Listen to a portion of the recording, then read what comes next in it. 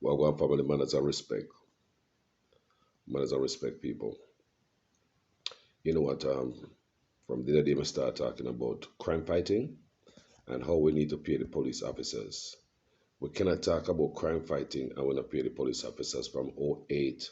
We owe these police, rank and file police officers, a lot of money in Jamaica, and the government be pushing the police, pushing the police, pushing the police, and expect you have police to go fight crime. And a lot of you people say that the police are the ones who voted for this JLP party. That's what people say. The police get what they got because they voted for the JLP party. However, family, it doesn't matter who you vote for. You are Jamaican, you're my brother, you're my sister. You are entitled to vote for whoever you want to vote for, family. It's your choice. And some are going to use that and sweep it over aside because you might vote for JLP. In a world like that, may have friends who are police and may have family members who are police also. So may have this may I play the voice note for you guys. And I cut off half the voice note because it was a little bit too long. And I didn't want it to be to boil out. So listen to it, family. Kept you up to date as one of the claimants and affiants in that matter. I'm an extremely interested party for more reasons than one. And that goes back to as far back as 2010, I think. 2008, actually. 2006 to 2008, come to think of it. I joined in 2002. And my brother has always been a part of the Federation, so he, got me involved in 40-hour work week. So I just quickly telling you how 40-hour work week is such a passion of mine. We conducted the research. I was a member of the original research team. So few people can talk about 40-hour work week better than I can. And that's not a boast, that's just a fact.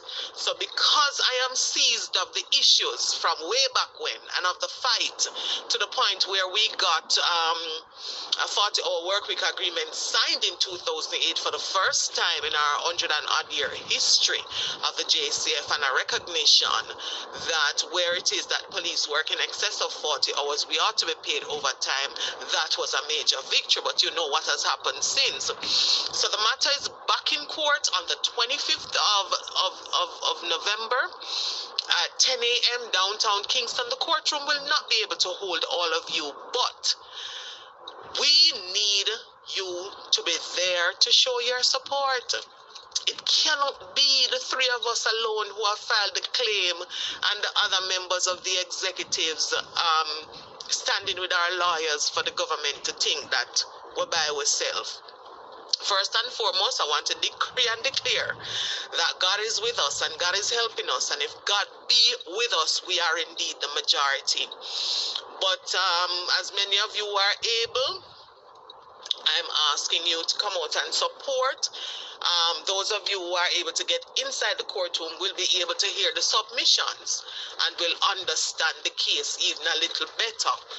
Also to update you that I received word that our minister called the Federation to a meeting, the Federation executives, that's the chairman, and his team to a meeting, I think it was, I can't remember which day, so don't quote me on that, one day this week that is ending now, to speak about this issue. And I am a little concerned because the minister is one of the defendants in the claim. And as far as I'm aware, neither I nor the other claimant who is not an executive member was aware.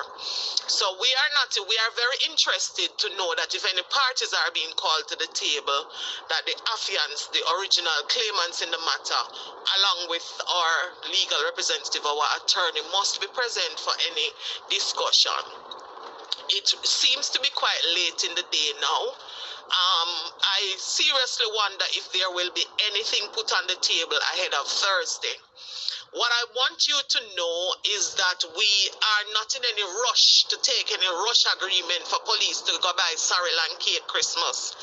If it's one Christmas, I want police ban them belly for that we have to do for we get better is this one. Me have beg on no been doing it from COVID. Now make government show foolishness in our face to take it. From 2000 People, people, that's the police, you know. Are the police that are attacking the people? The police are like the government at it for their money. You talk about our government, you talk about them want to fix crime. You cannot fix crime where all these people money. You can't work, you can't have both of them. You can't have both. You cannot have the police owed money. Police like this are stressed out. The police like this say, oh, if you're a police, how you going to go do your job? We cannot. It will never work. It will never work. Continue to listen, people. This is a police officer. I saw that it's a police officer. Listen. Well, listen, guys, because this police officer talk out our belly, you know. Substantial amount of monies for work done, and the government would want us to forget 10 years of this claim and only begin to pay us from 2018 or 2019. 10 years of that money add up to a substantial amount for each officer. People, they owe them since 2008. So now the officers are saying that the government want them to forget 10 years of money that they owe the police. So let me continue with this voice note. Substantial amount for... Hold on, people. Voice note. We'll continue this voice note, people. I may have a letter to read to that the police may get in a position where police right to a substantial amount for each officer. You have never seen that amount of money before on your pay slip, and them feels the police now use the money, or police now no money, and them go and pay it in the mighty name of Jesus. So I want you to stand, and as many of you understand the issues, you have squaddies, you work in divisions, begin to sensitize people as to what this stance is about. And wicked. The government in itself has not been as responsible as it ought to have been to hold people accountable in terms of fiscal wastage. You have read the news, you have been there, but when it comes to deployment of resources for the police, remuneration, that sort of thing, all of a sudden we're in a crunch. When it suits them, they project economic growth, and when it doesn't suit them, we're in serious deficit. So what you say right there is when them suit them, they come on TV. Oh, Jamaica is doing good. We got this economic growth. And when the time when they suit them, they can't come back. So a lot of things are lies, you know, people. Which I tell you guys all the time, you know, it's optics, smoke screen. So the police want their money, and crime are kill we. Crime are kill we, kill we. See the man and woman them who go fight the crime there, how you go hold them? See the man and woman, and I already told you guys, you cannot hold the dope man and expect to go get back more dope from the dope man.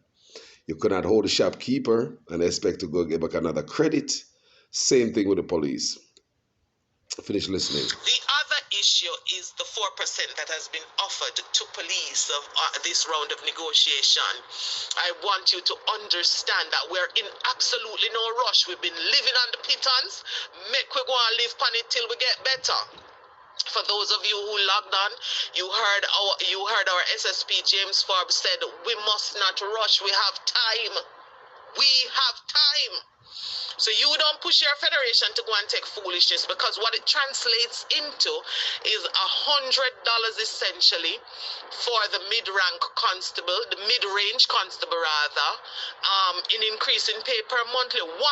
That is something when you drive up with your car to the stoplight, you will probably give the man who wipes off your windscreen $100 a day. Ridiculous for what we do.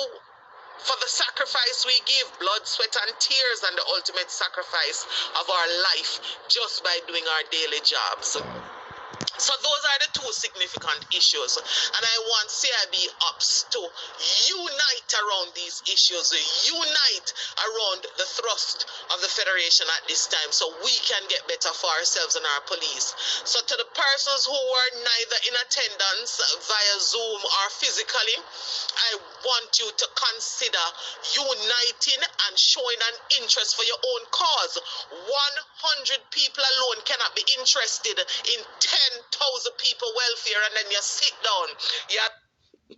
Police officers, what the woman I beseech and beg you say, I tell you say, you need to get up and come out there, come trample for no cars. Whereas Jamaica people don't stand up for nothing. You know, different from the civilian, them police are different, we don't know. The woman say, a few of them show up at court. 10,000 police and only, come on police, Quaddy, come on, one other. If you want something to work, you want something out of something, you have to show up in force. There's power in numbers, you have to go out there. If you guys were going out there in numbers, you know, there's no choice, they would have to pay you guys long time. But me understand what's going on here. I've seen it based by listening to his voice note. You know, a few police that go up there. So them look pound like I either like I don't hungry or a troublemaker. The few police who go to court. Appears as if like you guys are the only one making noise. You guys are the troublemakers. The majority of the force, they don't worry about going to court. When in fact, you guys all need the money. In fact, if the court ever win on your guys' side, you guys would all win. And you guys would all get a win. So come on, squaddy, as Jamaicans, we don't stand up for nothing. That's how it's in our DNA. We don't stand up for nothing. And I see everything I go on the police here, so let me continue with this voice note, my people. Until it, and I pray till the end. Welfare and yes. 10,000 people welfare, and then you sit down. You allow other people to put themselves on the line, and you sit down and you don't have nothing for say, nothing for. You hear that? People. You don't have nothing for say, nothing for add, not even your physical body to be present, because you don't want nobody see you because you want promotion. Really? What? Really? Anyway, I know that there is none like that in here, but it had to be said. It had to be said. One of the most powerful forces on this earth, I didn't plan to stay so long, I see it gone 8 something, I will not go beyond 10 minutes. One of the most powerful forces on this earth is unity. And I refer you back to the Bible when the Tower of Babel was being built, when people did want to go fast and I got business up at heaven. And God said, let us go down there and confuse their language. God was very concerned. Human being made God concerned because they were united to do something that he was not in favor of. So he said, let us go down there and confuse their language, for the people are one and they're for one purpose. And because they are united, nothing they do will become impossible for them. God became concerned, and his seat and his throne in heaven. So I am telling you that when people unite, nothing is impossible for them. That is the lesson I want you to get. Out of that word today. You hear that, people? Well, unity strength, and that's what this person is saying, that there's nothing you can't do when the guys stand up. There's power in numbers, family. Unity strength. That's what the officers need to exhibit. When a people unite, nothing will be impossible for them. And if you disbelieve me, go read it in Genesis. Have a fantastic day. God bless you. All right, guys. Well, I have nothing too much to add to that, as you can see. So, like, it's an officer, and she's disgruntled. She's disgruntled about her pay. It's like the officers and the government in a class. People, that's what it sounds like. Police officers and the Jamaican government in a class over wages, because they want police to go up on the road, go put them life on the line. And in reality, you cannot hold the man who you take weed from and expect to get back more weed until they pay the last one. Go back a shopkeeper for trust again when you already get credit and not pay for it.